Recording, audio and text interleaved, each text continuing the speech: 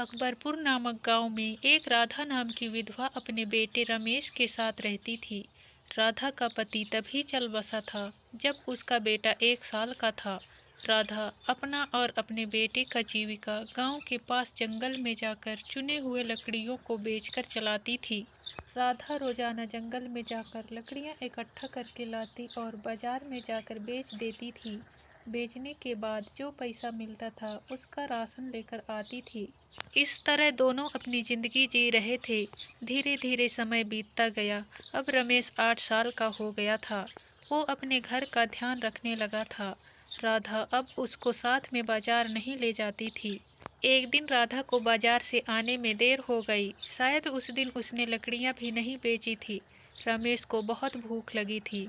वो यही सोच रहा था, माँ अभी बाजार से लकड़ियां बेचकर नहीं आई है। बहुत देर इंतजार के बाद माँ आई। रमेश ने कहा, माँ जल्दी से खाना बना दो, मुझे बहुत भूख लगी है।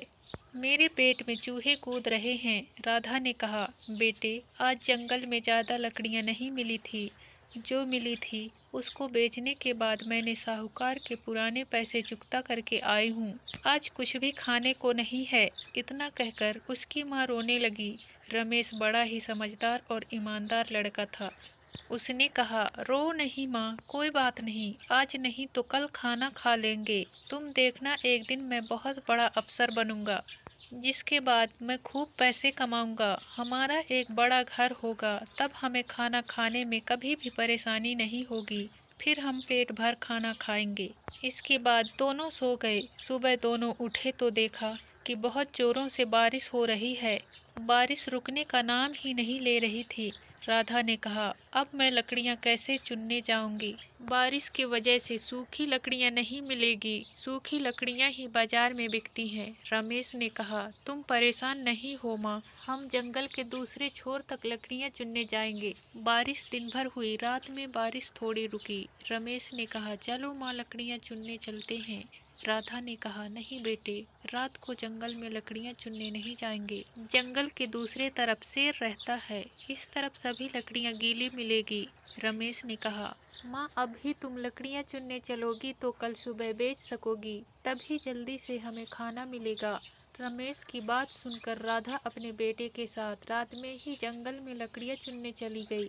सूखी लकड़ियों की तलाश में दोनों जंगल में काफी अंदर तक चले गए। राधा इधर उधर घूमकर देख रही थी, तभी अचानक रमेश गायब हो जाता है।